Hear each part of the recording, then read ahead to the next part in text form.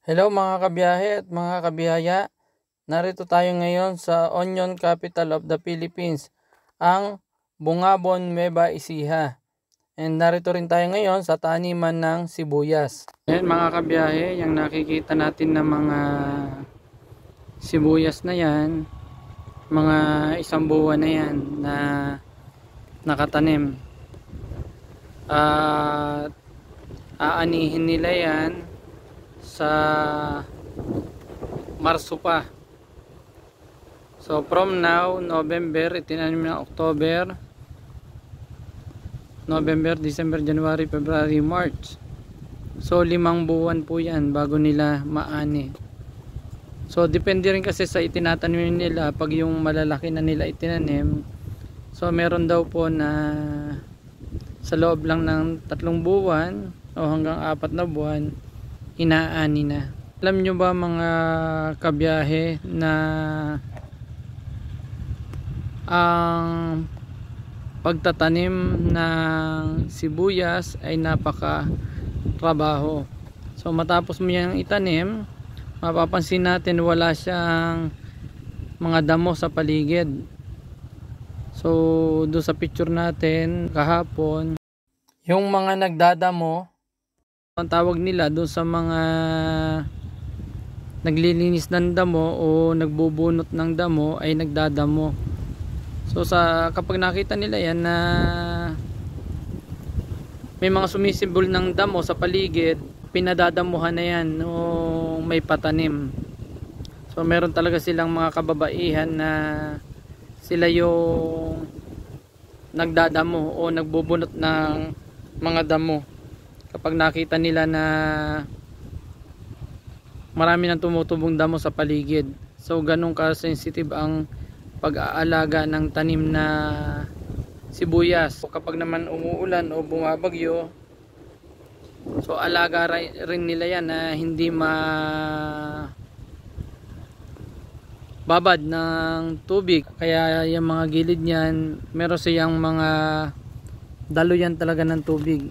So hindi pwedeng maistakan ng tubig yung mga sibuyas kasi mabubulok siya. So ganun din, alaga rin nila yan para hindi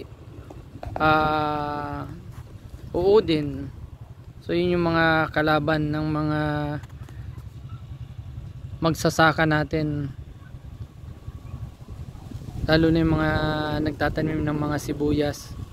Kita natin may naging lilinis to ng lupa kahit na santing ang init ng araw. So yan yung mga tinatyaga ng ating mga kababayan na mga farmers, mga magsasaka natin. Ayan, mapapasin natin sa harap mga kabiyahe ang bundok ng Sierra Madre. Yung bundok ng Sierra Madre yan tumatagos mula dito sa Aurora hanggang sa Quezon Province. So yan po yung bundok ng Sierra Madre. Ayan, kaya po dito ang Onion Capital of the Philippines, dito sa Nueva Ecija. Dahil dito sa lugar natin mismo sa Bungabon, dito yung talagang napakaraming malalawak na taniman ng sibuyas. Yun po yung isa sa hanap buhay ng mga taga rito. So delikado pa rin po yung mga sibuyas na yan, lalo na kapag panahon ng bagyuhan at pwedeng masira ng bagyo ang mga tanim na sibuyas. Kaya ito ay alagang-alaga ng ating mga farmers. Lagi nila yung binabantayan, laging tinitingnan kung may mga tumutubo na rin mga damo para malinis nila. So yan po mga kabiyahe ang maiibahagi natin dito mula sa Onion Capital of the Philippines, Bungabon, Nueva Ecija. So ganun din dito rin sa Nueva Ecija po ang rice granary ng Pilipinas.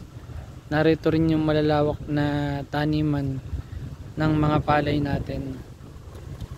Kaya dito nang gagaling din ang malaking porsyento ng bigas.